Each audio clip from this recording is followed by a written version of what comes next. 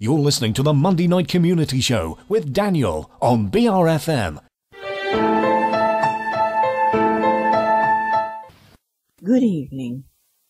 The Muddlarks Theatre Group proudly present A Tangled Web, a pressed-in mystery in 6 episodes. Episode 6. In last week's episode, Inspector Lestrange had released Captain Hames on police bail.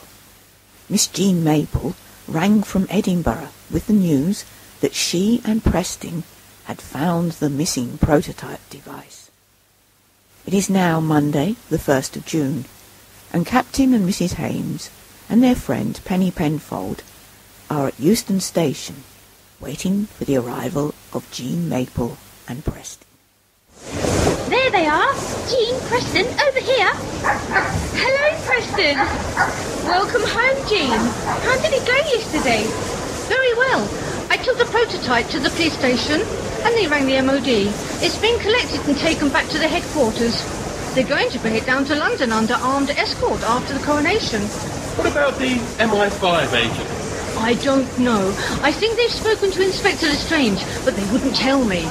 Inspector Lestrange asked if you would mind going to Scotland Yard as soon as you got back this morning. Shall we go straight away, or would you rather pop home first? Let's go straight to Scotland Yard. I'm sorry to have to tell you that a woman was found at the back of the Dragus Hotel yesterday afternoon, badly injured. Oh dear! Oh no! She's still in a coma, so they can't yet find out who she is. She didn't have any identification on her, but she fits the description of the MI5 agent who was to have brought the guidance system prototype to London. I've been able to check up on your Commander Hurley. She's a foreign agent. We have her under arrest at the moment. You mean she is a spy? Yes. Her papers seem perfectly okay. I'm sorry, Captain Hames. I should have confirmed her identification when she arrived. But what with it being so hectic with the coronation preparations, I'm afraid I just took her at her word. Please, Inspector, what's done is done. Did she attack that woman? We can't be sure yet. She may have had an accomplice, but I have a feeling she's probably working alone. Why did she accuse John of murder? I think she saw you being handed a package, or rather she thought you were being handed a package by Miss Scudder. It's possible she got into your hotel room while you were at dinner and searched your bags. When she didn't find it in your room, there were only 2 possibilities. Either Miss Scudder still had the guidance system, which is why she attacked her, or the other possibility was that you were keeping it with you. Which is why she followed you back to London, hoping to get a chance to take it from you. She couldn't risk confronting you on the train, and you were never alone after you got off the train. So she came up with the idea of posing as an MI5 agent. You'll be brought in for questioning. You could be searched, and your home could be searched. And if the guidance system was found, Hurley would have taken it away, supposedly back to the MOD. You would have been found guilty of theft, maybe even treason. And you would also be the prime suspect for Miss Scudder's murder. She was very careful in building her story against you, using names and places she thought you might recognise to put you off your guard. I think she hoped that by the time we had worked it out it was all a lie, she would be well on her way back to her masters with the prototype. Oh, it's a good job you found the guidance system, Preston. I'm glad to be home. I'm glad to have you home. I'll make the tea. The cakes are in the tin in the pantry, 2nd shelf up. I'll get them. Come on, you can tell me now. How did you know where to find that piece of equipment? You told us where it was. I did? Yes, it was all in your dream. There were similarities between what Hurley described happening and the events in your dream.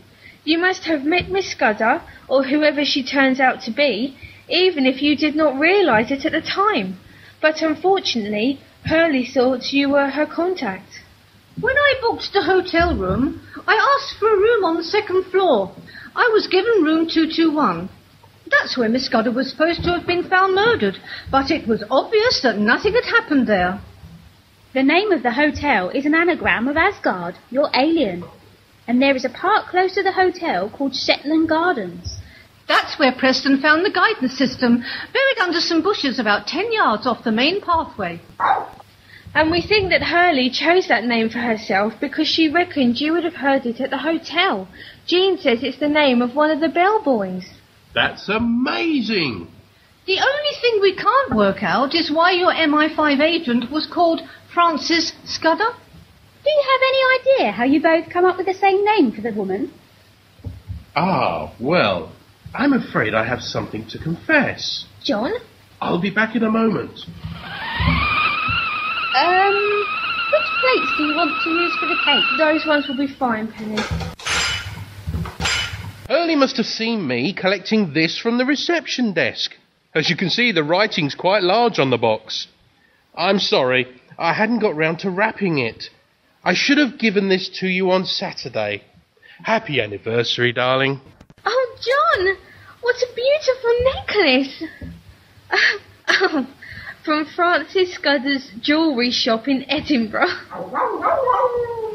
You have been listening to A Tangled Web, a Preston mystery, presented by the Muddlarks Theatre Group, starring Captain John Hames, played by Richard, Mrs. Shirley Hames, played by Steph, Miss Jean Maple, played by Pat, Miss Penny Penfold, played by Rose, Inspector Lestrange, played by Steve, Commander Hurley, played by Sam, the hotel receptionist, played by Zoe, the bellboy, played by Titch, and Preston appeared as himself.